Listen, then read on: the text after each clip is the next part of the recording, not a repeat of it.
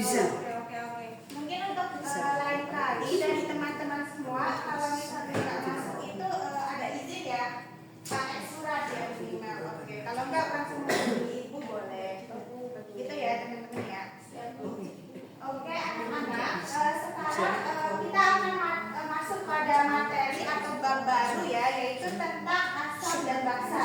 Nah, di mana di sini ibu itu akan mengkaitkan dengan isu pencemaran air. Ya, begitu. Oke, mungkin itu saja ya dari ibu. Untuk materi selanjutnya nanti kita akan belajar tentang derajat keasaman. Begitu ya teman-teman. Mungkin itu saja. Ada yang ditanyakan sebelum ibu selesai? Cukup ya? Oke, mungkin itu saja ya dari ibu sebelum mengakhiri pembelajaran pada pagi hari ini. Tolong untuk komplit Mbak Rika bisa dipimpin doa. Oke, pada yang semua karena pelajaran sudah selesai, mari kita akhiri dengan berdoa. Dimulai.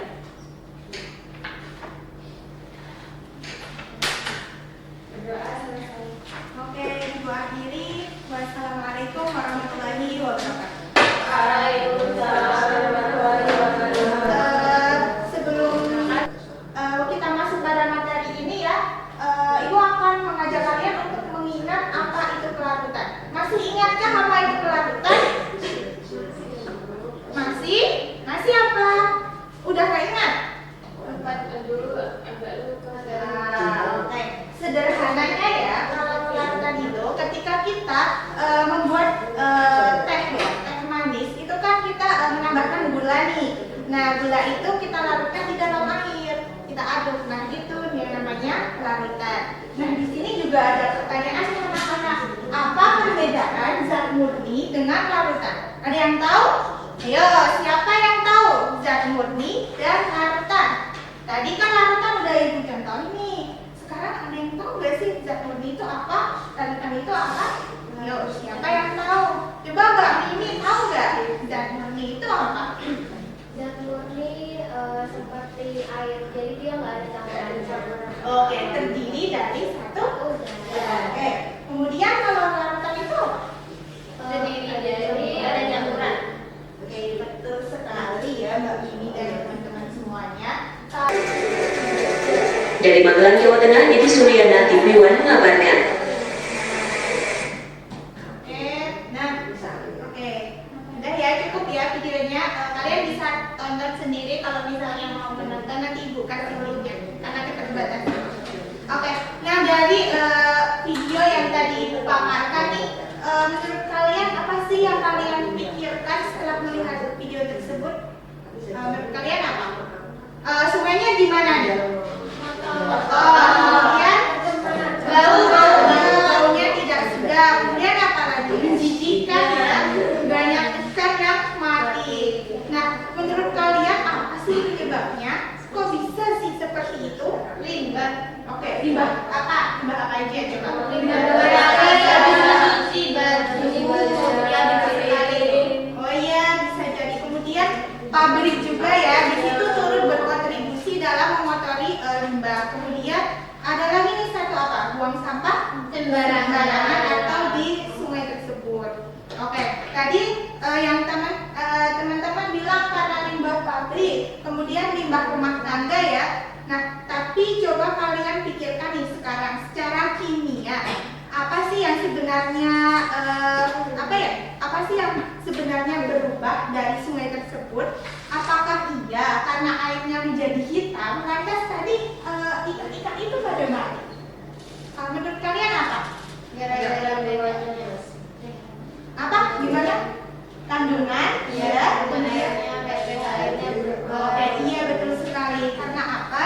Karena kandungan dari airnya itu berubah. Nah, ketika ada limbahnya, misalnya ini tadi limbah rumah tangga seperti deterjen, sabun dan lain sebagainya itu masuk ke dalam air. Nah, nanti airnya itu keseimbangan atau derajat keasamannya itu akan berubah. Nah, di mana ikan itu memiliki derajat keasaman yang ideal ada sekitar 6,8 sampai 7 sekian ya teman-teman untuk bisa bertahan hidup. Nah, misalnya derajat keasaman itu ketika ditambahkan sabun, nah itu ikan-ikan pasti akan mati, begitu ya, atau terracuni, begitu. Oke, nah Menjadi seperti terus yang memeriksa permukaan sungai Kamalua terjadi Jakarta Utara ditutupi busa putih dan juga dampak dari limbah yang dibuang ke sungai. Selain itu, bau tidak sedang tercium kuat di sekitar sungai dan mengganggu aktivitas warga.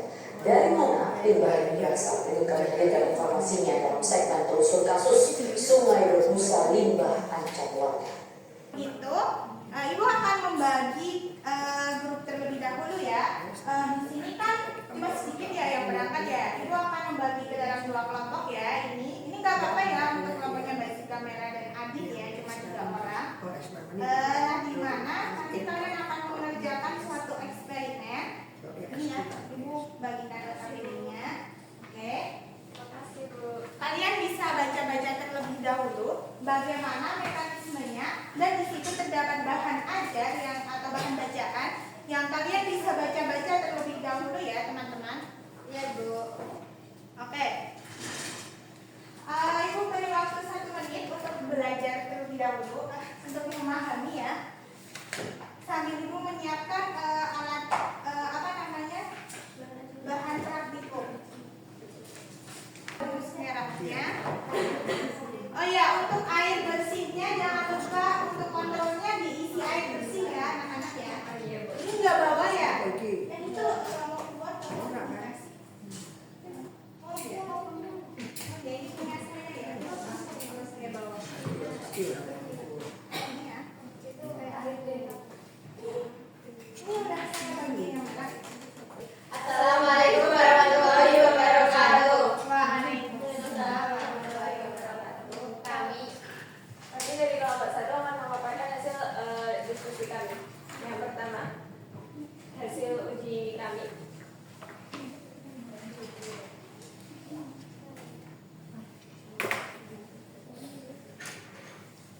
Hasil uji kami yang pertama itu tentang perubahan lampu merah tetap merah, lampu biru menjadi merah, artinya asam.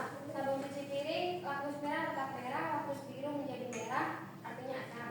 Terus ketiga, sabun mandi cair, lampu merah menjadi biru, lampu biru tetap biru, berarti basah.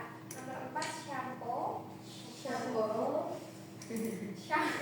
itu merah tetap merah, biru menjadi merah, artinya asam.